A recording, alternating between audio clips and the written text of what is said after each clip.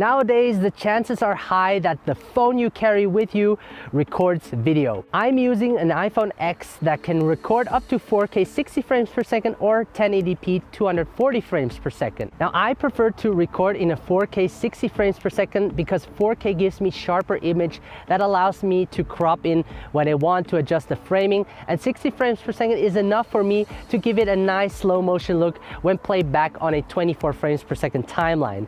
And adding some image stabilization in Final Cut Pro will make it even smoother. Last week in my video, I talked about that gear does not matter. So today I thought I would challenge myself, but also prove to you that even with a smartphone or iPhone, you can achieve a great look. So with no further ado, let me show you my process of how I do it. All right, let's first set the settings on the iPhone so we can record in 4K 60 frames per second. And if you don't have 4K 60 frames per second, then choose 1080p 60 frames per second. The important thing is that you shoot slow motion so you can slow it down in post-production to give it that slow motion look. When adding stabilization, it gives you even a smoother looking footage. And because we're shooting handheld everything, it can be challenging to keep your hands steady. So what you want to do is go to settings, then select camera, and here select record video, and you have the different options, and I chose 4K at 60 frames per second. So the next thing I do is I think about the location. So I chose to be here. It's a forest and there are a lot of interesting stuff happening as well. So the time of day we have is 12 p.m. Usually I avoid shooting during midday because the sun is at its highest point and you get that harsh light on your face. But because it's cloudy, the clouds function as a huge diffuser, softening that light. So we can definitely work with that. I think this would be a great opening shot for the video. I'm gonna make a revealing shot. So what I really like are those leaves flowing on the river. So I will also take a shot of that.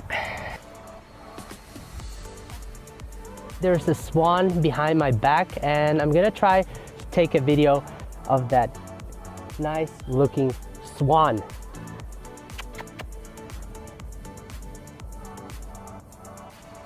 It's a dog over there.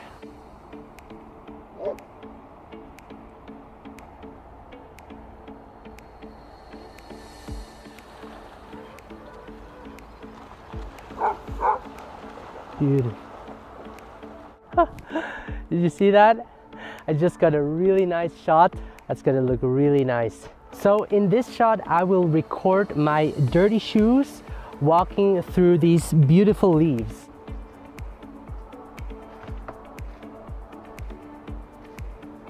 So next, what I wanna do is take a close-up of those leaves, and the nice part about it is that the sun is behind, illuminating it from the back, and I just love lighting subjects when the light is in the back. You'll see what I mean.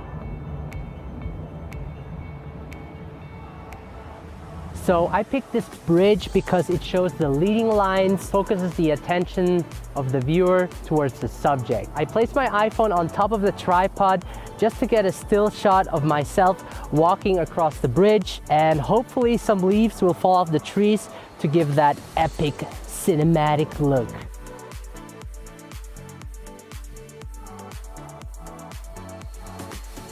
All right, so we are done recording our video. We're gonna head back to my office and import everything into Final Cut Pro X. Whoa. Sorry about that. I actually decided to edit the video first so that I can show you the steps behind my editing process. So what I first did is I airdropped all of my footage from my iPhone into my computer to a project folder and imported all of the clips into Final Cut Pro X. Now a quick tip, because everything is shot in 4K 60 frames per second, my computer has a hard time editing it. So what I do is I create a new project that is set to 1080p 60 frames per second. After the edit, I change the project settings to 4K 60 frames per second and export it in that format. The next thing I do is I select the best portion of the clip and set an in and out point and drop it into the timeline. I then slow each clip down to around 50%. Even though slowing the clip down makes the footage look smoother, additionally, adding stabilization will increase the smoothness of the clip. I then reorganize all of the clips so that it tells some kind of a story. For example, I knew that the revealing shot would be my opening shot, so I placed that at the beginning of the timeline.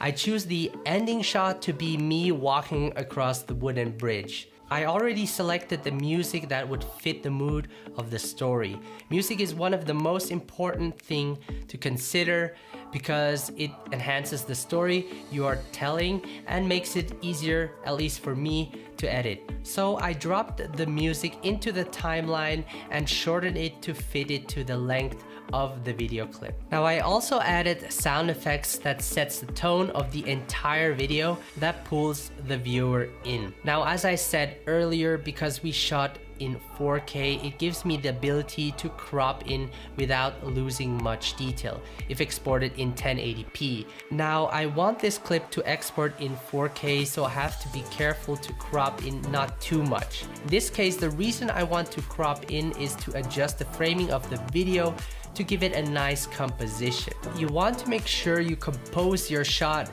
also before editing, meaning during the shoot. After that, I color correct all of the footage. I added a LUT to the adjustment layer to give it a nice overall look. To make it even look more cinematic, I added a letterbox to the whole video as well as some tiles, and voila, we are done.